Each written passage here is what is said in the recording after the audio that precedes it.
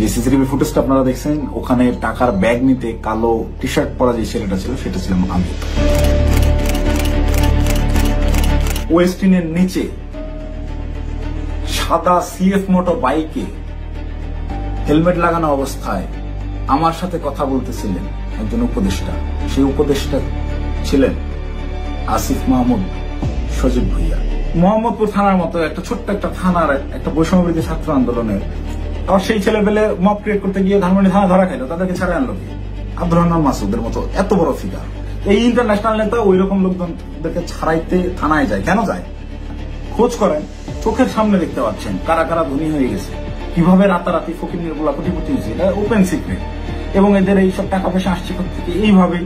তো যেই 2.5 মিনিটের সিসিটিভি ফুটেজ ভাইরাল করে আমাদেরকে রাতারাতি হিরো থেকে একদম ভিলেন বানানো হলো, যারা এই কাজটা করলো তাদের কাছে আমার অনুরোধ থাকবে এবং চ্যালেঞ্জ করব আমি, যদি সৎ সাহস থাকে আগের রাতের সিসিটিভি ফুটেজটা আপনারা ফাঁস করেন, দেখি কে ফোন করছে, কার কলে, কিভাবে স্বামীর বাসা থেকে বেরোইছে, এবং আইন শৃঙ্খলা বাহিনীর সাথে আমরা যে অভিযানে গেলাম সেখানে আমাদের ভিতর কি কি কথা হয়েছে, আমরা চাঁদাবাজ কিভাবে হলাম।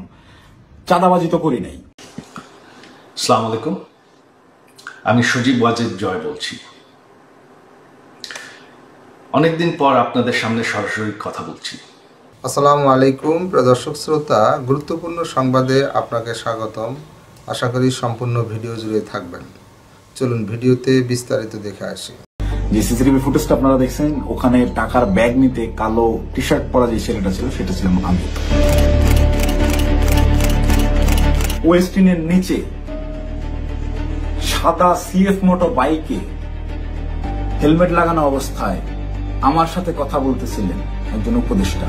সেই উপদেষ্টা ছিলেন আসিফ মাহমুদ সজীব ভুইয়া। মোহাম্মদপুর থানার মতো একটা ছোট্ট একটা থানার একটা বৈষম্যবিরোধী ছাত্র আন্দোলনের আর সেই ছেলেবেলে মব ক্রিয়েট করতে গিয়ে ধানমন্ডি থানা ধরা খাইলো, তাদেরকে ছাড়া আনলো কি? আব্দুর রহমান মাসুদের মতো এত বড় ফিগার, এই ইন্টারন্যাশনাল নেতা ওই রকম লোকজনদেরকে ছাড়াইতে থানায় যায় কেন যায়? খোঁজ করেন, চোখের সামনে দেখতে পাচ্ছেন কারা কারা ধনী হয়ে গেছে, কিভাবে রাতারাতি ফকির বলা কোটিপতি হয়েছে, এটা ওপেন সিক্রেট। এবং এদের এইসব টাকা পয়সা আসছে থেকে এইভাবেই।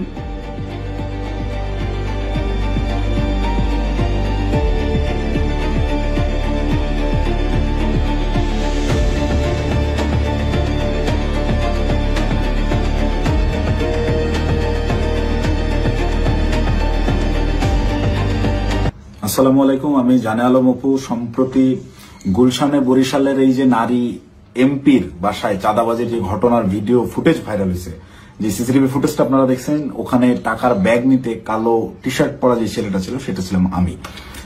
আপনারা এই একটি সিসিটিভি ফুটেজের মাধ্যমেই দেখেছেন যে বৈষম্যবিরোধী ছাত্র আন্দোলনের সমন্বয়করা চাঁদাবাজিতে জড়িত। আপনাদের যে সমন্বয়করা গত বছর আন্দোলনে আপনাদের কাছে মহানায়ক ছিল, তারা হয়ে গেল চাঁদাবাজ।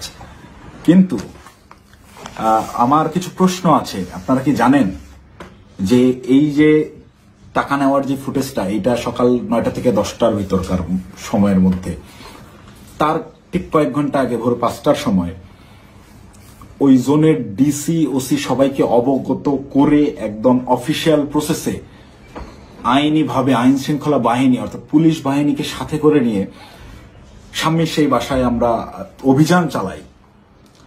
আপনারা কি জানেন সেই অভিযানে যাওয়ার আগে গুলশানেরই কোনো একটা জায়গায় আমার সাথে উপদেষ্টা আসিফ মাহমুদের কথা হয়?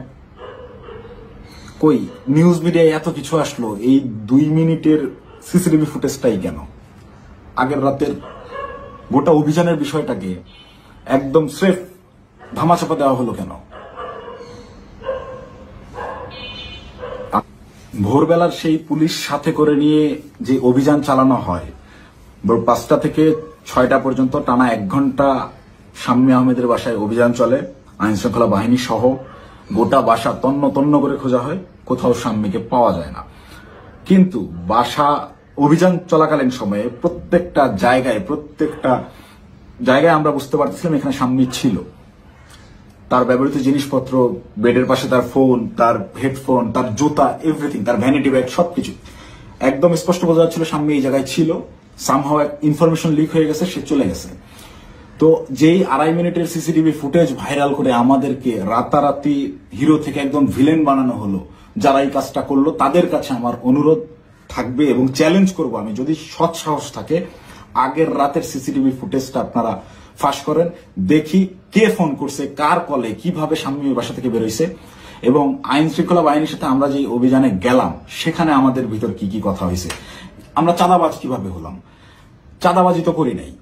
আমাদেরকে পরের দিন সকালবেলা এটা যোগাযোগ রিয়াদের সাথে করছে, রিয়াদের সাথে যোগাযোগ করে রিয়াদকে ডেকে পাঠাইছে তারা। রিয়াদ আমাকে ফোন দেয়, ফোন দিয়ে ডেকে নেয় যে ভাই ওই বাসায় একটু আসতে হবে। তো সে আমাকে প্রাথমিকভাবে জানায় যে শাম্মী যায় নাই, এটা এখনো আমাদের কাছে তথ্য আছে, আমি বাসায় নজরদারি করতেছি, আপনি তাড়াতাড়ি আসুন। আমি ইমার্জেন্সি যাই। যাওয়ার পরে রিয়াদ আমাকে নিয়ে ভিতরে যায় এবং বলে যে ভাই উপর থেকে ডেকে পাঠাইছে বলার পর আমরা ওকে তাহলে চল। আবার যাওয়ার আগে একটু আটকাইলাম যে অন্যরা আসুক। পরে বেশ কয়েকজনকে ফোন দিল রিয়াদ, দিয়ে বলে যে ভাই সবাই ঘুমিয়ে গেছে, কেউ আসতেছে না। তো অগত্যা আমি ওর সাথেই গেলাম। সিঁড়িতে রিয়াদ আমাকে টাচ দেয় যে ভাই ওরা কিছু টাকা পয়সার কথা বলছে, পোলাপানরা চাপানি খেতে টাকা পয়সা দিবে। তা আমি স্বাভাবিকভাবেই মাইন্ডসেট করে নিছি, আমরা রাতে যে কজন আসছিল আর পুলিশ সব মিলে সর্বোচ্চ 40 জন হবে। তো পুলিশদেরকে বাদ দিলে এটা 15-20 জন বা 30 জন সর্বোচ্চ। এই কতই বা দিবে, 50,000 1 লাখ টাকা হয়তো বা দিবে। এইটা একদম নর্মাল থট থেকে ভাবছি। এই ভেবেই আমি ওর সাথে ভিতরে যাই। ও আমাকে বলে দিছে যে আপনি আমি বলছি যে আমি ভাই এগুলা আমার মন সাইদের আমি কথাবার্তা বলতে পারি না। বলে আপনার কথা বলতে হবে না, আপনি রাতে খুব ভালো রোল প্লে করছেন, আপনারা ওরা ভয় পাবে। আপনি যেভাবে সব জায়গায় খোঁজাখুঁজি করছেন, চিল্লাচিল্লি করছেন, আপনারা ওরা ভয় পাবে। আপনার ফেসটা খালি দরকার, আপনি খালি আমার সাথে তাল মেলাবেন, বাকিটা আমি দেখবো। তো আমি যে গেছি তার সাথে, একটু আমার ভিতরেও ওই সময় হয়তো লোভ আসছে, আমি নিজেকে কন্ট্রোল করতে পারি নাই, বা ওই মুহূর্তে সঠিক ডিসিশনটা কি হবে আমি নিতে পারি নাই। খুব ইনস্ট্যান্ট, সিঁড়িতে উঠতেছি আর 2 ধাপ গেলে আমি বাসার দরজায় চলে যাবো, এতটুকু সময়ের ভিতরে আমাকে সিদ্ধান্ত নিতে হয়েছে। তো এটা আমার ভুল সিদ্ধান্ত হয়তো বা ছিল। ভিতরে গেলাম, গিয়ে বসলাম। বসার পরেই ওই শাম্মীর হাজবেন্ড এসে 5 লাখ টাকার অফার করে যে আমি তোমাদেরকে 5 লাখ টাকা দিচ্ছি, তোমরা যারা ছিলে তোমরা চা পানি খায়ও, আমরা শান্তিপ্রিয় মানুষ, আমি সারা জীবন চাকরি করছি, কোনো রাজনীতি করি নাই, চাকরির রিটায়ারমেন্ট শেষে এখানে আছি, রেস্ট করতেছি, এই বয়সে এসে আমাদেরকে আর তোমরা হয়রানি করিও না, আমি কোনো রাজনীতির মধ্যে নাই, তো আমাদেরকে একটু শান্তিতে থাকতে দাও। এবং উনি আরো একটা প্রশ্ন করেন যে আমাদের তথ্য তোমাদেরকে কে দিছে, তোমরা কিভাবে জানলা যে আমরা এখানে আছি। এই 2টা বিষয় উনি জিজ্ঞেস করেন। একটা হচ্ছে অনুরোধ করেন ওনাদেরকে ডিস্টার্ব না করতে, আরেকটা হচ্ছে ওনারা যে এই বাসায় আছেন, শাম্মী যে এই বাসায় থাকেন বা ওনারা এই বাসায় আছেন, এই তথ্যটা কে দিছে। এই 2টা ইসের বিনিময়ে সে 5 লাখ টাকা দিতে রাজি হয় এবং আনতে চলে যায় এখন, যে তো আমি তোমাকে 5 লাখ টাকা দিচ্ছি, তোমরা এটা নিয়ে যাও। দেন রিয়াদ রেসপন্স যেটা করে, রিপ্লে করে, সেটা শুনে আমি রীতিমতো আকাশ থেকে পড়ছি। ও একরকম ঝাড়ি মেরেই বলে আমি চ্যালেঞ্জ করতেছি। এই আমরা যতক্ষণ ছিলাম গোটা সময়ের ওই প্রায় আমরা 15 থেকে 20 মিনিট ছিলাম, গোটা টাইমের সিসিটিভি ফুটেজ তারা ফাঁস করুক। আমার এই ভিডিও যে সাংবাদিক ভাইরা দেখবেন, আপনারা ওই বিল্ডিং আবার যান, বিবিসির সাংবাদিকরা তো আগের বার বেশ কয়েকটা ফুটেজ বের করছেন সিঁড়ি দিয়ে ওঠানামার, আপনারা কেন সাউন্ড দেন নাই আমি জানি না। আপনারা এইবার যদি যান গোটা ফুটেজটা ফাঁস করেন, এটা আমার অনুরোধ থাকবে।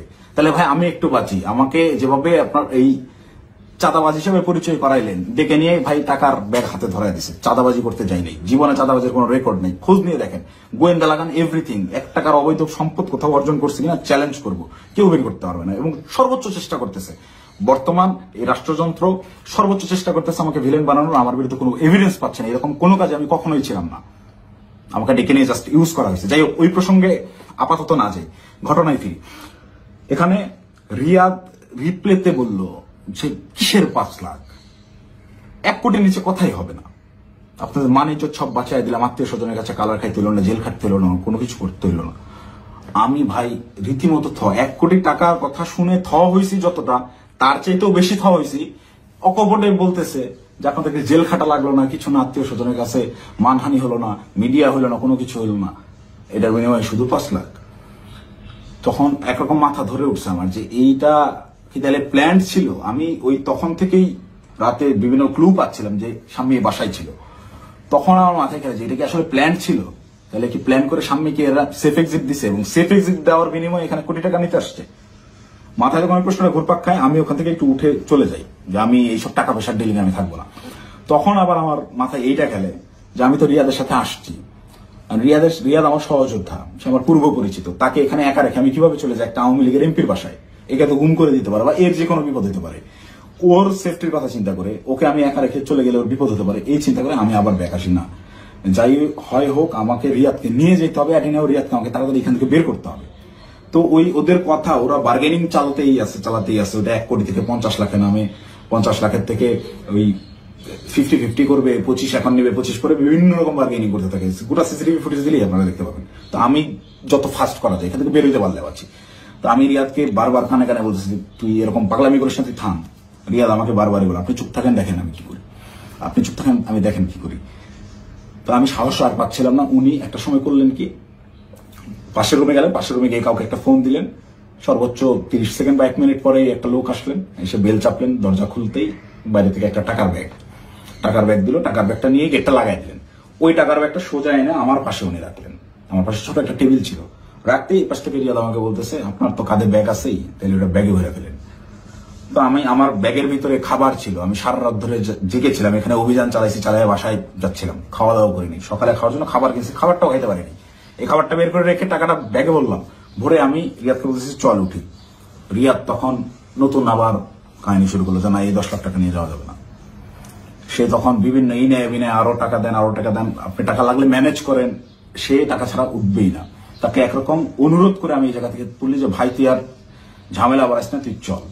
আর তুই যদি বেশি ঝামেলা করিস তাহলে আমি এই টাকার ব্যাগও ফেলাই দিই, আমি চলে যাই, তুই একা হ্যান্ডেল করবি। কারণ এখানে টাকা পয়সা এরকম তুই কোটি টাকা নিবি, এটা আমাকে বললাম না। এটা যদিও আমি বাইরে এসে বলছি, লাস্টের লাইনটা। রিয়াদও দেখি আমি যখন বলছি আমি চলে যাবো তোকে ফেলে, তখন রিয়াদ একটু ভয় পেয়েছে এবং রিয়াদ আমার পিছে পিছে চলে আসে। তো বাইরে আসার পরে রিয়াদ আমার সাথে একরকম প্রচন্ড রাগারাগি শুরু করে যে, দেখেন আপনি কি পাগল নাকি, আপনার জন্য হইলো না, আপনি মাত্র 10 লাখ টাকা নিয়ে চলে আসলেন কেন? আমি ওরে উল্টা ঝাড়ি মারতেছি, বেটা তুই পাগল নাকি? একটা মানুষের বাসায় গিয়ে ওখানে ক্যামেরা আছে, এই আছে, সবকিছু আছে। একটা মানুষের বাসায় মানুষ কি কোটি টাকা ঘরে রাখে? তুই একজন মানুষের বাসায় গিয়ে আন্দাজে বলতেছিস আমাকে 1 কোটি টাকা দিতে হবে। লোক বলতেছে টাকা নাই, তুই বলছিস ম্যানেজ করে এনে দেন। এটা তো পাগলামি ছাড়া কিছুই না। তুই কি অন্ধ হয়ে গেছিস? তোর কি বিবেক বুদ্ধি নাই হয়ে গেছে টাকার লোভে? ভাই তো আমার 1 কোটির কথাই বলে দিছে। আমি মানে প্রশ্ন যে করবো কোন ভাই, এটা প্রশ্ন করার আগে দেখি রিয়াদের চোখ মুখ শুকায় গেছে। মানে সেও আতঙ্কিত, তাকে 1 কোটির কথা বলে দেওয়া হয়েছে। এই 1 কোটি কেন আনা হইলো না, বা আমি যে বাধাগ্রস্ত করছি আমার জন্য সে 1 কোটি আনতে পারলো না, এটার জন্য সে আমার উপরে বিরক্ত এবং সে নিজেও নার্ভাস। রিয়াদের চোখে মুখেও দেখি চিন্তার ছাপ। পরে আমি কোন ভাই, কখন বললো তোরে, কার সাথে কথা বলছিস আমি যাওয়ার পরে? বলছে রাতে কোন ভাই আসছিল দেখেন নাই? তখন আমি 30 সেকেন্ডের মধ্যে চুপ করে থাকি, ভাবতে থাকি। যখন রাতে কোন ভাই আসছিল এইটার সমীকরণটা আমার মাথায় মেলে এবং রিয়াদকে আমি বলি যে ভাইয়ের সাথে কথা বলে আসলাম, তুই কি সেই ভাইয়ের কথা বলতেছিস? রিয়াদ বলে হ্যাঁ। কয় আপনি বুঝতেছেন না, ওখানে ক্যামেরা আছে, সবকিছু আছে, সবকিছুর সামনে আমি 1 কোটি টাকার সাহস করতেছি, এটা কি এমনি? তখন আমার কাছে একটু হলেও বিশ্বাসযোগ্য মনে হচ্ছে যে না, আসলে এইটুকু একটা ছেলে, ও 1 কোটি টাকা চেয়ে ফেলছে, ক্যামেরা আছে, এটা জেনে সহ ও জানে। কিন্তু এই বাসায় আমরা 3-4 ঘন্টা আগেও পুলিশ সহ অভিযান চালিয়ে গেছি, বাসার কোথায় কি আছে সব জানা। ও খুব ভালো মতো জানে এখানে সিসিটিভি ক্যামেরা আছে, সব রেকর্ড হচ্ছে। তারপর ও বিন্দু পরিমাণ ভয় ছাড়া ও অকপটে 1 কোটি টাকা চেয়ে ফেলছে। তাহলে অবশ্যই ওর কথার কিছুটা হইলেও সত্যতা আছে, ওর পেছনে ওই রকম ব্যাকআপ আছে। তো আমি একরকম মন খারাপ করে চলে যাচ্ছি, আমার মাথায় কিছু কাজ করতেছে না। তো রিয়াদ আমাকে জোর করে টেনে রিক্সায় তুলে ওই টাকার ব্যাগ সহ ঢাকার বিভিন্ন জায়গায় ঘোরাঘুরি করতে গেছে। আমাকে বিভিন্নভাবে কনভিন্স করতে গেছে, ভাই উনি তো বলছে। আমি নেমে আসার পরেও রিয়াদ গেটে ছিল, ওদের সাথে বার্গেনিং করে আসছে, 2 দিন সময় দিয়ে আসছে যে 2 দিন পর আমরা আবার আসবো, এটা বলে আসছে। তো আমাকে বলতেছে ভাই ওনাকে 2 দিন সময় দিয়ে আসছি, 2 দিন পরে কিন্তু আসতে হবে, আমাদেরকে টাকা তুলতে হবে। আমি ওর কথা বাড়াইলাম না, বললাম দেখা যাবে। আমি খালি চাচ্ছিলাম এখান থেকে আমি কাটতে পারলে বাচ্চা, আমি কিসের মধ্যে পড়ে গেছি। এইভাবে রিয়াদ চলে গেল ওখান থেকে ওর বাসার দিকে। খুব সম্ভবত এটা মধ্যপাটা বৈঠাখালী নামের একটা জায়গায় যাবে, সেই জন্য একটা সিএনজি নিল এবং আমাকে ছেড়ে দিল। আমি আমার মতো চলে গেলাম এবং যাওয়ার সময় আমি ওকে জিজ্ঞেস করলাম তুই টাকাগুলা কি করবি? ও বলছে ভাই পোলাপান যেগুলো আসছে পোলাপানদেরকে দিতে হবে, তারপর ওই বাকি টাকাও তুলতে হবে, সব টাকা একসাথে তুলে তারপরে তো এটা ভাগাভাগির হিসাব। আমরা টাকাই তো তুলতে পারলাম না, এটা তো যা দিচ্ছে এটা তো আজকের পোলাপানেরই খরচ, পোলাপানের চাপানি খাইতে দিছে। আমি একটু চিন্তায় পড়লাম তারপর আমি বললাম তাহলে পোলাপানটা দিয়ে দিস। ও বলছে ওকে, বিকালবেলা ইনশাল্লাহ এটা ভাগাভাগি করবো, আপনাকে ফোন দিয়ে জানাবো।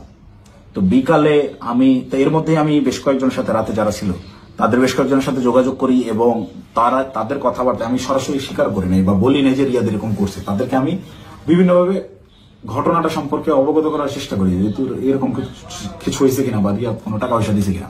তো সবাই অস্বীকার করতেছে, মানে যারা আসছিল এই অভিযানটা চালাইতে তারা কেউ এই বিষয়ে অবগতই না। তার মানে এখানে ওই যে আমাদের গ্রুপে ইনফরমেশন দেওয়া হলো অমুক বাসায় আওয়ামী লীগের এমপি আছে বলে ছাত্রদেরকে চেতায় দেওয়া হলো, চেতায় দিয়ে এই ছাত্রদেরকে মব করতে পাঠানো হলো। ওখানে ছাত্রদেরকে পুলিশ বাহিনী সহ ওই এমপির বাসায় পাঠাইয়া ওই পরিবারকে ভয়ভীতি প্রদর্শন করা হলো। করার পরে ছাত্ররা সবাই যে যার মতো বাসায় চলে গেল। তারপরে চাঁদাবাজের দল চাঁদাবাজি করতে আসলো। ঘটনা এইটাই। এখান থেকে মাঝখান থেকে সাধারণ ছাত্ররা ব্যবহৃত হইল। এই ব্যবহারের তালিকায় সেদিন আমিও পড়ছি, আমিও ব্যবহৃত হয়েছি এবং বিভিন্ন সময় বিভিন্ন ঘটনায় এরা এইভাবে বিভিন্নভাবে ছাত্রদেরকে ব্যবহার করে এইসব করে। তারপর বিকালবেলা রিয়াদ আমাকে ফোন দেয়, ফোন দিয়ে ডাকে হচ্ছে রামপুরায়। তো এমনিতেই আমি হাতিরঝিলে যেতাম। তারপরের দিন আমাদের বেসরকারি বিশ্ববিদ্যালয়ের প্রোগ্রাম হাতিরঝিলে, সেই প্রোগ্রামের বাস্তবায়ন কমিটিতে ছিলাম। ভেন্যু পরিদর্শনের জন্য যাওয়ার কথা, এমনিতেই যাইতাম। তো ওর কথা শুনে আমি একটু হাতিরঝিল থেকে আগায় গেলাম রামপুরার দিকে। তো ওর সাথে যখন যাই সে আমাকে বিভিন্নভাবে কনভিন্স করার চেষ্টা করে যে ভাই আপনি অপ্রস্তুত হয়ে পড়ছেন, এটা বুঝছি, কিন্তু এটা এভাবেই হয়, এরকমই, আপনি বলার জন্য আপনি জানেন না। সে আমাকে ইনে বিনে বিভিন্নভাবে প্রলোভন দেওয়া শুরু করে যে আপনি এ যাবত আপনি কয় টাকার মালিক, আপনি কয় টাকা কামাইছেন। আমি ওকে ডিরেক্ট বলি যে ভাই এই মাসে আমার সেমিস্টার ফাইনাল পরীক্ষা গেছে, আমি টিউশন ফি দিতে পারি না, জন্য পরীক্ষা দিতে পারিনি। আপনার জায়গায় যদি আমি থাকতাম, রিয়াদ সরাসরি আমাকে বলছে, আপনার ফেস যদি আমার থাকতো, আমি যদি আপনার কেন্দ্রীয় যে পদ, সেই পদ যদি আমার থাকতো, এতদিন আমি কমপক্ষে 20 কোটি টাকা কামাইতাম। রিয়াদ আমার মুখের বলছে আপনি একটা বলো। তো আমার এই কথাগুলো শুনে আরো বেশি খারাপ লাগতে লাগলো যে কি বলে। প্রচন্ড মন খারাপ। আমি ওকে বলি যা হয়েছে বাদ আমরা হাতিরঝিলে যাই, প্রোগ্রামের কি অবস্থা দেখি। আমার মূল কনসার্ন আমার আবার সাংগঠনিক কাজে ফেরা। তো হাতিরঝিলের প্রোগ্রামের ওইটা পরিদর্শন করে ওই জায়গা থেকে সন্ধ্যা হয়ে গেছে। রিয়াদ আমাকে কন্টিনিউয়াসলি পুশিং করে যাচ্ছে। সে আমাকে নিয়ে মহাখালী যায়। মহাখালী ওখানে ইয়ামাহার শোরুম থেকে সে আমাকে একটা বাইক কিনে দেয় এবং এটা সে প্রায় সময় এরকম হয়েছে যে রাত বেশি হয়ে গেছে, আমি বাসায় ফেরার জন্য সেফ কোনো কিছু যানবাহন পাচ্ছিলাম না। ম্যাক্সিমাম টাইম আমাকে ওই উবার ভাড়া করে যাইতে হইতো। আমি ওদের কাছ থেকে টাকা ধার নিতাম এবং প্রায়শই এটা বলতাম যে আমার একটা বাইক থাকলে খুব ভালো হতো। এইটাকে সে কাজে লাগে, আমাকে একটা বাইক কিনে দেয়, সে আমাকে সাথে করে নিয়ে গিয়ে এবং সে আমার পিছনে বাইকে চড়ে ঘুরে ঢাকা শহরের বিভিন্ন জায়গায়। এবং পরবর্তীতে পরের দিন অনুষ্ঠানটা শেষ হয় কোনো মতে, 18 তারিখের প্রোগ্রামটা শেষ হওয়ার পরেই সে রাত্রেবেলা আমাকে ফোন দেয় যে ভাই 2 দিন তো হয়ে গেল, আমাদেরকে ওই বাকি 40 লাখ টাকা আনতে যাইতে হবে। এটা তো 1 কোটি নেওয়া যেত, আপনি খালি পাকনামি করে 50 লাখ নামা দেন। তখন তো আমি অস্বীকার করি, না ভাই আমি এইসব কাজে আর যাবো না। দেন আমাকে ডিরেক্ট ব্ল্যাকমেল, আপনি ওই টাকা দিয়ে বাইক কিনছেন, আপনার ফুটেজ আছে তো, আপনি বাইক কিনছেন, শোরুমে ডকুমেন্টস আছে, আপনি তো এটার পার্ট, আপনি তো টাকা ভোগ করছেন, আপনাকে তো যাইতেই হবে।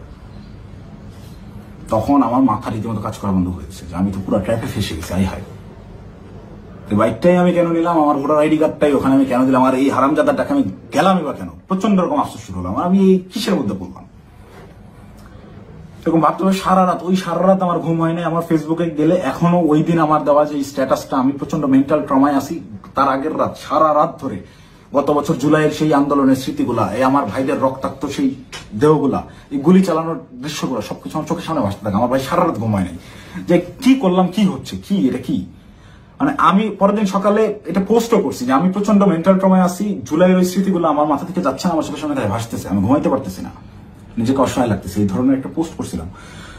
এবং এটা তখন আমার বাস্তব ফিলিংস ছিল।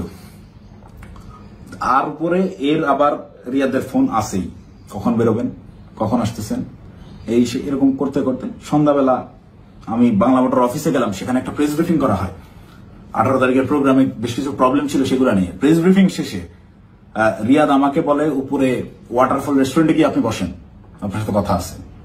আমি ওয়াটারফল রেস্টুরেন্টে গিয়ে বসি। রিয়াদ সমস্ত ছেলেপেলেকে নিচে নিয়ে গিয়ে চা খাওয়াইয়ে পাঠিয়ে দিছে।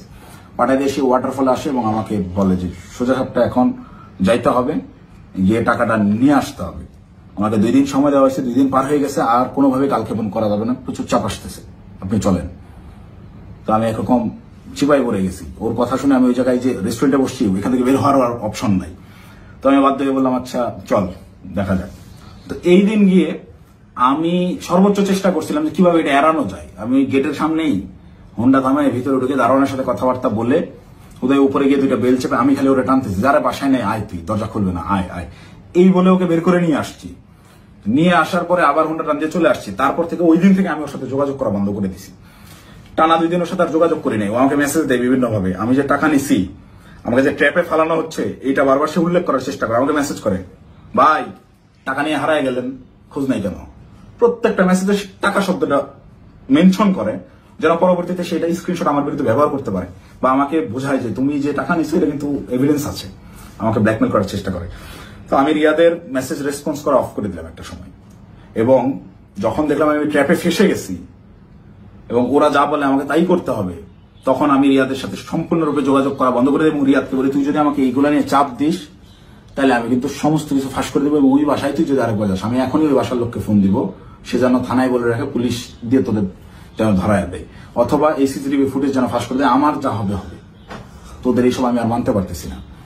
দেন রিয়া তো ভয় পেয়ে যায়, একরকম ও আমাকে থ্রেট মনে করা শুরু করে। ও দেখে রিয়া দেওয়ার ভয় আমার সাথে যোগাযোগ করতেছে না। এবং সর্বশেষ যে ঘটনাটা ঘটে, রিয়া যেদিন ধরা খায় সেই দিন সে আমাকে না জানায় গেছে, সে আমাকে থ্রেট মনে করা শুরু করে। এবং এইটা সে তার উপর লেভেলের যে ভাইরা আছে, যে ভাইরা তাকে নিয়ন্ত্রণ করে, সেই ভাইদেরকে সে জানায় যে অপু এটা পজিটিভলি নেয় নাই, প্রচুর সমস্যা করতেছে। আর আসলে পজিটিভলি নেওয়ার মতো না, এই এক্সপিরিয়েন্স আমার লাইফে ফার্স্ট টাইম। তো রিয়াদ ওই দিন যে গেল আমাকে সম্পূর্ণরূপে না জানায় এবং আমার কোনো আগ্রহ ছিল না, আমি ওইটাতে যাইও নাই এবং আমি যাব না জন্যই, ওদের এই ট্র্যাপে আমি আর ইউজ হব না জন্য প্রচন্ড রাগে ক্ষোভে আমি একরকম ওই ফোন টোন সব অফ করে একটু সাইলেন্ট হয়ে যাই, যে আমাকে যেন না পায়। আমার ভালোই লাগতেছে না, আমার বিবেকের তাড়নায় আমার মন চাচ্ছিল আত্মহত্যা করি। মানে আমার কিছু করার নাই, ওরা ব্ল্যাকমেল করা শুরু করছে, আপনি হোন্ডা কিনছেন, এই করছেন সেই করছেন। রিয়াদ যেদিন অ্যারেস্ট হয়েছে, অ্যারেস্ট হয়ে প্রথমে থানায় গিয়ে প্রথম স্টেটমেন্টই এটা দিছে যে এই জায়গায় চাঁদাবাজি জানে আলম অপু করছে, টাকা জানে আলম অপু নিছে, সেই টাকা দিয়ে সে বাইক কিনছে। মানে এইটা পূর্ব থেকেই ওকে শেখানো স্টেটমেন্ট। টাকা নিলি 10 লাখ, থানায় গিয়ে সাংবাদিকদের সামনে বলতেছে যে এরা 5 লাখ টাকা দিচ্ছে, 5 লাখ টাকায় জানে আলম অপু নিছে, নিয়ে 3 লাখ টাকা দিয়ে বাইক কিনছে, বাকি টাকা ওর ওয়াইফের চিকিৎসায় খরচ করছে। মুখস্থ বয়ান বলে দিবি, তুই কি জানোস আমার ওয়াইফ অসুস্থ কিনা? আন্দাজে একটা কথা যে বলে দিল। আমার ওয়াইফের গত 6 মাসে ওইরকম মেজর কোনো অসুস্থতা আসে নাই যে যার জন্য মেডিকেলে টাকা দিতে হবে। যাই হোক, রিয়াদ অ্যারেস্ট হয়ে থানায় গিয়ে যখন প্রথম স্টেটমেন্টটাই আমার বিরুদ্ধে দিল এবং ওই জিনিসগুলো যখন আমি দেখলাম যে আমার সিসিটিভি ফুটেজ ভাইরাল করা হয়েছে এবং রিয়াদ রিমান্ডে তো গেল পরে, আমি রিমান্ডে যাওয়ার পর স্টেটমেন্ট দিলেও আমি বলতে পারতাম যে সে নির্যাতনের ঠেলায় হয়তোবা নিজে বাঁচার জন্য দোষ আমার উপর পার করেছে, তা না। সে অ্যারেস্ট হয়ে থানায় গিয়ে প্রথম স্টেটমেন্টই দিচ্ছে আমার বিরুদ্ধে যে এইগুলো সব জানে আলম অপু করছে। এটা তার শেখানো বলে ছিল, তার উদ্দেশ্য ছিল আমাকে কর দেওয়া। এবং এখন পর্যন্ত রিয়াদের বিষয়টাকে ইচ্ছাকৃতভাবে মিডিয়া ট্রায়ালে রাখা হয়েছে, যতক্ষণ পর্যন্ত আমাকে না ধরতে পারবে, এই সমস্ত দোষ আমার উপরে না চাপাইতে পারবে, ততক্ষণ পর্যন্ত এরা থামাবে না। এরা আমি বাইরে থাকাটা থ্রেট মনে করতেছে। আমি আসতেছি, যে কোনো সময় আমি অ্যারেস্ট হয়ে যেতে পারি, আমাকে ওই হাসিনার মতো গুম করা হবে। হাসিনা যেভাবে নিয়ে আয়না ঘরে রাখতো মানুষজনদেরকে, কেউ জানতো না, বলতো সে নিজে একা একা হারায় গেছে। আমাকে বলতো যে সে চাঁদাবাজি করছে, করে এখন গা ঢাকা দিছে, কোথায় না কোথায় গিয়ে আছে। তো আমি জানি না আমার আসলে কি অপেক্ষা করতেছে, তবে আমি মহান আল্লাহ তাআলার কাছে শুকরিয়া জ্ঞাপন করতেছি। হয়তোবা জীবনে কোনো একটা ভালো কাজ করছিলাম, যার বিনিময়ে আল্লাহ তাআলা আমাকে ওই দিন ওই জায়গাটায় নেওয়া থেকে বিরত রাখছিলেন। আল্লাহ তাআলা হয়তোবা চান নাই যে আমি ওই পরিমাণ বেইজ্জতি হই, যার কারণে আমাকে নেয় নাই। আমি শুকরিয়া আদায় করি মহান আল্লাহ তাআলার কাছে, আমি চিরকৃতজ্ঞ। যাই হোক, এখন আমি যে কোনো সময় আমাকে আপনারা জেলখানায় দেখতে পারেন, আমার লাশ আপনারা নদীতে ভাসতে দেখতে পারেন, অথবা হঠাৎ করে একদিন টেলিভিশন খুলে দেখবেন যে আমি ওই বসে আছি, আমার সামনে প্রচুর টাকা পয়সা, মদ, তারপর হচ্ছে অস্ত্র শস্ত্র দিয়ে আমাকে দেখানো হচ্ছে আমি ঢাকা শহরের সবচাইতে বড় মাফিয়া ছিলাম, গ্যাংস্টার ছিলাম, আমাকে অ্যারেস্ট করা হয়েছে। এরকম যে কোনো নাটকই সাজানো হইতেই পারে। তো এই নাটকগুলো যদি সাজানো হতে পারে বা আমাকে এভাবে ফাঁসানো হতে পারে, আমাকে দিয়ে এই কথাগুলো বলানো হতে পারে, তার আগেই সঠিক সত্যটা জাতির উদ্দেশ্যে, জাতিরকে জানানোর জন্য আমার এই ভিডিওটা বানানো। এখন আসি, অনেকেই এই ভিডিও দেখে বলবেন যে ভাই তুই এই 4-5 দিন ধরে চুপচাপ থেকে খুব সুন্দর স্ক্রিপ্ট লিখছিস। অনেকে, আমি যখন পোস্ট করছিলাম যে আমি গোটা বিষয়টা ক্ল্যারিফিকেশন একটা ভিডিও দিব, অনেকেই কমেন্ট করছে যে হ্যাঁ ভাই সময় নেন, সমস্যা নাই, ভালো করে স্ক্রিপ্ট লেখেন তারপর আইসেন। তো এইখানেও যারা বলবেন যে স্ক্রিপ্ট করা হয়েছে, তাদেরকে আমি বলবো ওই 17 জুলাই, 16 জুলাই পার হয়ে 12টার পরে যখন 17 জুলাই পরে, ওই 17 জুলাই ভোর 4:15 থেকে 30 এই 15 মিনিট সময়, কিংবা 4:10 থেকে 4:30 এই 20 মিনিট, বা আমি যদি আরো 10 মিনিট বাড়াই 4:10 থেকে 4:40 পর্যন্ত 30 মিনিট আমি বললাম, এই 30 মিনিটের ওই যে গুলশান 2 মোড় পার হয়ে যেই 5 স্টার হোটেলটা ওয়েস্টিন ইন্টারন্যাশনাল, যে হোটেলটা, এই ওয়েস্টিনের নিচে সাদা সিএফ মোটো বাইকে হেলমেট লাগানো অবস্থায় আমার সাথে কথা বলতেছিলেন একজন উপদেষ্টা। সেই উপদেষ্টা ছিলেন আসিফ মাহমুদ সজীব ভুইয়া। আপনাদেরকে চ্যালেঞ্জ করব, আমাকে ভুল প্রমাণ করার আগে আপনারা ওই সিসিটিভি ফুটেজ জাতির সামনে আনবেন, এনে দেখাবেন যে ওই সময় আসলে এরকম কোনো কিছু ঘটে নাই, আমার সাথে আসিফ মাহমুদ সজীব ভুইয়ার কোনো কথাবার্তা হয় নাই, সে ওখানে আসে নাই। একজন উপদেষ্টা ভোর 4টার সময় বাইকে চড়ে হেলমেটে মুখ ঢেকে গুলশানের মতো অভিজাত এলাকায় কি কাজে আসে, এটা আমার জানার কথা না। আমি তো মামুলি পার্সন, তারা তো হাই লেভেলের পার্সন, আর আমার সাথেই কেন কথা বলতে হয় বা কি বা কথা হয়।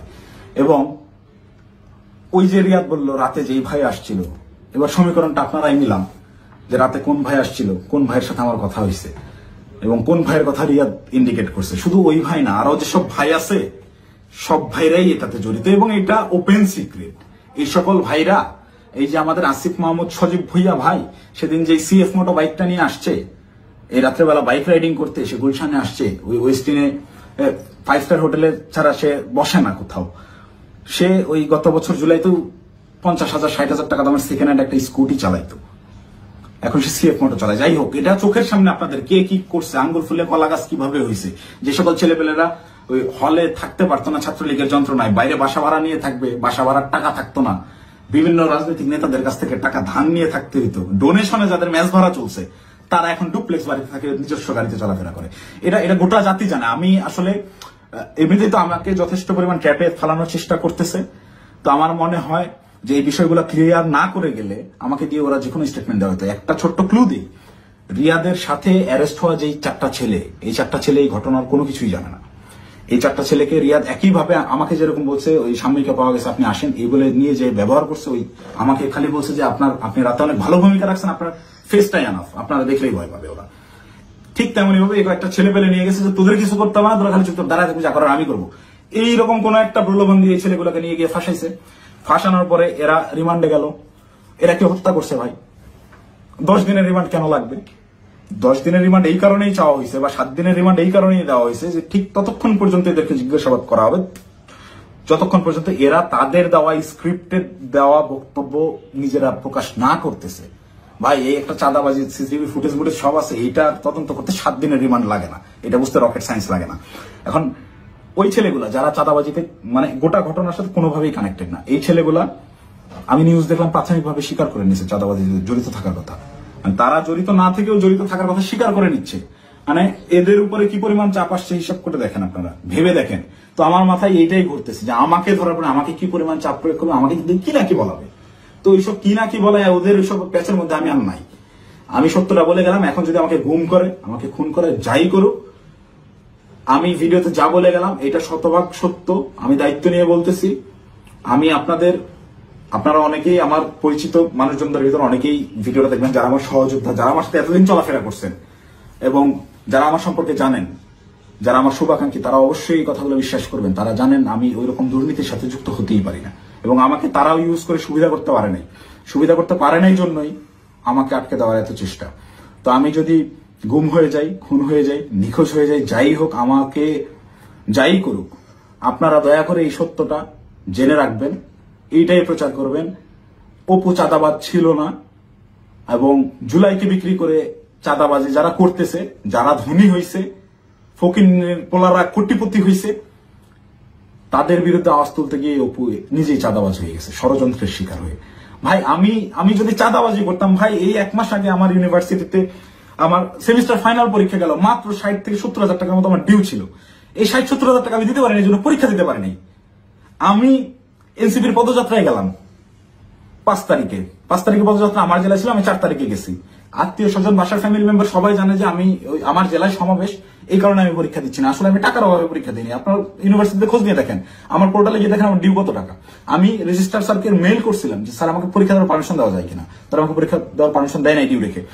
আমি এনসিপির সমাবেশে যাই 4 তারিখ, আমার বউয়ের কাছ থেকে 4,000 টাকা ধার নিয়ে যাই, এবং ওই টাকা শেষ হওয়ার পরে আরেক ফ্রেন্ডের কাছ থেকে 2,000 টাকা ধার আনি। এভাবে ধার দেনা করে চলা লোক আমি যদি চাঁদাবাজি করতাম, ওদের মতো কোটি কোটি টাকার মালিকই হইতাম, ওদের সাথে লিয়াজু করে এইসব করতাম, আমাকে এত কষ্ট দিন যাপন করতে হইতো না। তো আমাকে চাঁদাবাজের যে নাটক করে আমাকে চাঁদাবাজ বানায় ভিলেন বানানো হইলো, এদের জন্য, এদের সাথে থেকে জুলাই এইরকম সংগ্রাম করছি, মানে আমার মাথায় খেলে না। আমি জুলাইতে, আপনারা যারা আমাকে আগে থেকে চেনেন তারা দেখছেন কিভাবে আমি একদম মুমূর্ষু অবস্থায় হাসপাতালে 13 দিন 14 দিন পড়েছিলাম। 30% 40% রিকভার করছি। অর্ধেক অসুস্থ অবস্থায় হাসপাতালের বেড থেকে চিকিৎসাধীন অবস্থায় আমি উঠে গিয়ে আবার আন্দোলনে যোগ দিয়েছি। আমার মন মানতেছিল না, আমার বিবেক কোনোভাবেই থামতেছিল না, আমার মস্তিষ্ক ওই মাঠেই পড়েছিল না, আমার ভাইদেরকে হত্যা করতেছে, এটা আমি মানতে পারবো না। তো একইভাবে এই চাঁদাবাজের ঘটনায় যেভাবে আমি ফেসে গেলাম, আমার মাথায় এইটাই ঘুরছে না, এটাতে আর সায় দেওয়া যায় না, এটা আমি সায় দিতে পারবো না। সেদিন থেকেই আমি বিরূপ আচরণ শুরু করি। এইসব চিন্তা ভাবনা আমার মাথায় ঘুরতে থাকে। আমি ওই জুলাইয়ে যে সংগ্রাম আপনাদের জন্য করছিলাম, সেই সংগ্রাম সবসময় জারি রাখবো। আমি কখনো চাঁদাবাজি করি নাই ভাই, ওইটা আমার রক্তে নাই। আমার মায়ের ফোন গত 8 দিন ধরে আমি ধরার সাহস করি না। আমার মামাকে কন্টিনিউয়াসলি ফোন দিয়ে যাচ্ছে। আমার আম্মা আমাকে ওই শিক্ষা দেয় না, আমার বাবা আমাকে ওই শিক্ষা দেয় না। আমি মার ফোন ধরে যে হ্যালো বলবো, এই হ্যালো বলার সাহস আমি করতে পারিনি এখন পর্যন্ত। আম্মুকে আমি হ্যালো বলার পরে উত্তরটা কি দিব? আমাকে আপনারা চাঁদাবাজ বানায় দিলেন ভাই। আমার মাথায় গেল। আমার ওয়াইফ আমাকে ফোন দিয়ে বলতেছে যে আমার হাজবেন্ড চাঁদাবাজি করে, এটা আমাকে দেখতে হইলো, এটা দেখার আগে আমি আত্মহত্যা কেন করলাম, আমার মৃত্যু কেন হলো না? তুমি দয়া করে এই মুখটা আমাকে আর দেখাইবা। আমি আমার ওয়াইফের ফোন এখন পর্যন্ত আর ধরার সাহস করি না, ওই যে ফোনটা কাটছি। মানে আমার জীবনটাকে এইভাবে কি, যেই লোকজন আমাকে নিয়ে গর্ব করতো, আমার যেসব আত্মীয় স্বজন ভাই ব্রাদার যারাই ছিল, যারা গর্ব করতো আমাকে দিয়ে, তারা দেখে আমাকে নিয়ে উল্টাপাল্টা লিখছে ফেসবুকে। যে সকল লোকজন বিভিন্ন রকম কাগজপত্র, অমুকের মামা, তমুকের খালা, অমুকের বউ, এরে ট্রান্সফার, ওরে প্রমোশন, আমার বাসায় কমপক্ষে 100 জন বিসিএস ক্যাডারের সিভি বইরা আছে, যারা আমার পিছে পিছে ঘুরছে, এই কাজ করে দেবো, ওই কাজ করে দেবো, এইসব লোকজন কোটি কোটি টাকার অফার, এগুলো কাজ আমি করি নাই, জীবনে করে সচিবালয় গিয়ে তদবির করি নাই। এদের কোনো প্রবলেম না। আমার এগুলো আমি বলে দেখে যান, দেখা যাবে হোয়াটসঅ্যাপে মেসেজ, ভাই দেখতেছি, পরের দিন থেকে আমি ইগনোর করি রীতিমতো। আমাকে কোনো প্রলোভনে এরা কেউই ফেলতে পারেনি। কিন্তু আপনাকে ভাষা মানে চাঁদাবাজ আপনাকে বানাবে কেন? চাঁদাবাজ বানাবে কেন? এই যে আমাকে ঘটনাটাই সিস্টেমেটিক্যালি রিয়াদ আমাকে ইনভলভ করে ফেললো। রিয়াদ তো আর জানতো না যে আমি এইভাবে রিয়াক্ট করে ফেলবো। রিয়াদ এটা কন্টিনিউয়াসলি করে, রিয়াদের বিরুদ্ধে প্রচুর অভিযোগ। ওর পেছনে শুধু ওর ওই মাঝরাতের ওই ভাই না, আরো অনেক ভাই জড়িত। ওকে অনেক ভাই শেল্টার দেয়, সেসব ভাইদের সাথে রিয়াদের কত ঘনিষ্ঠ সম্পর্ক তার ছবি আপনারা দেখছেন। একটা কোলে নিয়ে ছবি তুলে, একটা ঘাড়ে নিয়ে ছবি তুলে, এটা এমনি এমনি না। আমি একজনকে চিনি না, তাকে আমি ঘাড়ে হাত দিয়ে ছবি তুলবো না, নর্মালি পাশে দাঁড়ায় ছবি তুলবো। হ্যাঁ, ব্যাপার আছে অনেক। ছবি তোলার ধরন, কথাবার্তার ধরন, আই কন্ট্যাক্ট, ওইগুলো দেখলে বোঝা যায় কার সাথে কিরকম সম্পর্ক। ফাইনালি এই যে আটকের যে নাটকটা, ভাই দেশে কত কি হয়ে যাচ্ছে। এই সামান্য 10 লাখ টাকার জন্য এত বড় নাটক, এই 4 দিন 5 দিন ধরে মিডিয়ায় এই আর এই, এটা এমনি এমনি না ভাই। এখানে পেছনে রাঘব বলদেরকে ঢাকার জন্য এই চুনোপুটিদেরকে বলির পাঠা বানানো হয়েছে। এদেরকে আমি হলপ করে বলতে পারি, আমি যতদিন অ্যারেস্ট না হচ্ছি, এই ঘটনায় আমার উপর দোষ চাপানো না হবে, ততক্ষণ পর্যন্ত মিডিয়ার ট্রায়াল থামবে না। যদি আমি এই ভিডিওটা না দিতাম, আমাকে ধরে নিয়ে ভিলেন হিসাবে বানিয়ে দিয়ে গোটা ঘটনা ধামাচাপা দিয়ে দিত। বাট সামহাউ আল্লাহ চাইছেন আমি ওই দিন ওখানে যাই নাই, এবং আমি না যাওয়ার কারণটাও এই সত্যটা জেনে যাওয়া। আমি যখন এই সত্যটা জানছি, তখন থেকেই আমার বিবেকের তাড়নায় আমি একরকম আমার মাথা পাগল হয়ে গেছিল। একবার আমার আত্মহত্যার সিদ্ধান্ত নিচ্ছিলাম, একবার কি করবো ভেবে পাচ্ছিলাম যে আমি কোথায় এসে পড়লাম। এখন আপনি এরা আমাদেরকে দিয়ে, এরা আমাদের ছাত্রদেরকে ইউজ করে এইভাবে মক ক্রিয়েট করে চাঁদাবাজি করতেছে। আরে ভাই, এই ছাত্রদের রক্তের উপরে যারা এরা উপদেষ্টা হয়েছে, মানে নর্মাল থিঙ্কিং করেন। আপনি যখন এটা ভাববেন, আপনি ওই দিনগুলো যখন স্মরণ করবেন, আপনার চোখের সামনে একজন গুলি গেছে, রাস্তায় রক্ত পড়ে আছে, রক্ত রক্তটা আপনার চোখের সামনে ভাসতেছে, এই রক্তের উপর দাঁড়িয়ে থাকা একজন লোক যখন এই রক্ত যারা ঝরাইছে সেই সকল ছাত্রদেরকে আবারও ইউজ করে স্বার্থ হাসিল করতেছে। আমি তো মিথ্যা কথা বলতেছি না, খোঁজ করেন, চোখের সামনে দেখতে পাচ্ছেন কারা কারা ধনী হয়ে গেছে, কিভাবে রাতারাতি ফকির নির্মলা কোটিপতি হয়েছে, এটা ওপেন সিক্রেট।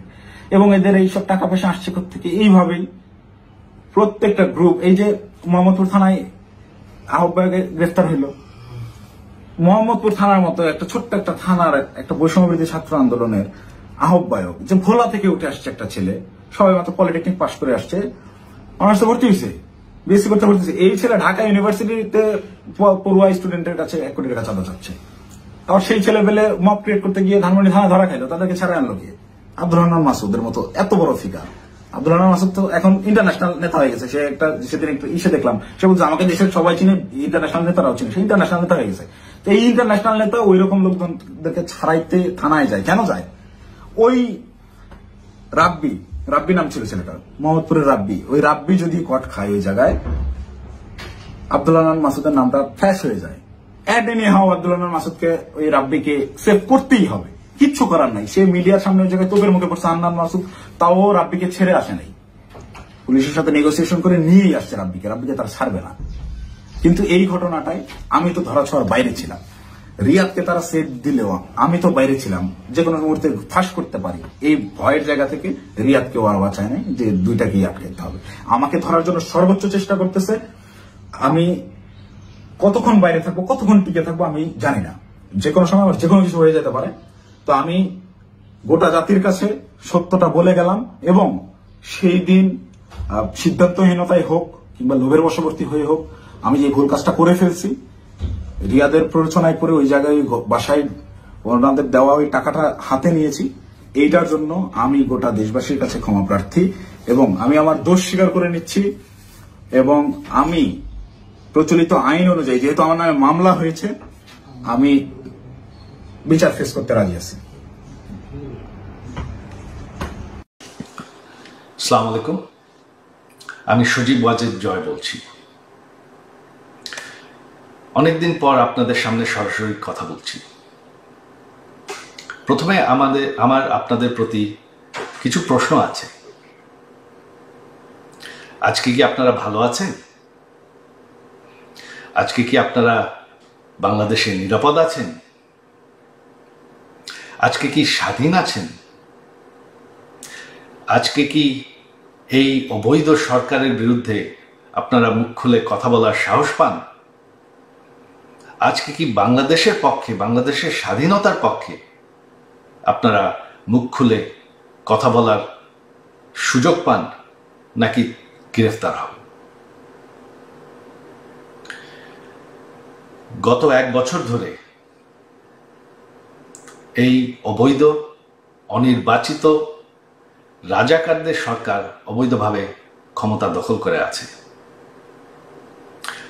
গত 1 বছর ধরে তারা স্বাধীনতার ইতিহাস মুছে ফেলার চেষ্টা করছে, স্বাধীনতার চেতনা মুছে ফেলার চেষ্টা করছে, এক এক করে প্রতিটি সরণি বুলডোজার দিয়ে ধ্বংস করছে, এবং কি সে ঐতিহাসিক 32 নম্বর বাড়ি, যেই বাড়ির থেকে আমাদের স্বাধীনতা ঘোষণা করা হয়, সেই বাড়িটিকেও তারা বুলডোজার দিয়ে ধ্বংস করে ফেলেছে। আজ সেই জামাতি রাজাকাররা দাবি করছে যে আমাদের সংবিধান বদলাতে হবে। যেই রাজাকাররা আমাদের দেশের 30 লক্ষ মানুষ হত্যা করেছে, 2 লক্ষ নারী নির্যাতন করেছে, আজকে তারা বাংলাদেশকে ফেরত পাকিস্তান বানাতে চায়। আপনারা কি সেটা চান? আগামীকাল সেই ঐতিহাসিক 15ই আগস্ট, সেই কালো রাত, যেদিন বঙ্গবন্ধুকে এবং আমার সকল পরিবারকে হত্যা করা হয়। বঙ্গবন্ধু কোনো রাজনৈতিক দলের সম্পদ নয়। সকল বাঙালির কাছে আমার আহ্বান, যে আপনারা যদি স্বাধীনতার চেতনায় বিশ্বাস করেন, আগামীকাল সেই ঐতিহাসিক ৩২ নম্বর বাড়িতে গিয়ে বঙ্গবন্ধুকে স্মরণ করবেন, সেই বাড়ির সামনে ফুলের তোড়া রাখবেন এবং মোমবাতি জ্বালাবেন। বাঙালির মাটির থেকে স্বাধীনতার চেতনা মুছে ফেলা যায় না। স্বাধীনতার ইতিহাস মানুষের মনের থেকে মুছে ফেলা যায় না। আর বঙ্গবন্ধুকে বাংলাদেশের মানুষের মনের থেকে মুছে ফেলা যায় না। ৩২ নম্বর একটি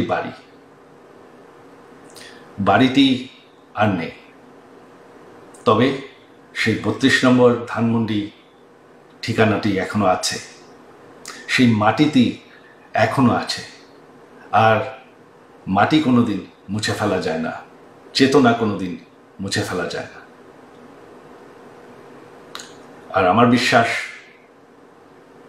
আপনারা বঙ্গবন্ধুকে ভুলেন নাই।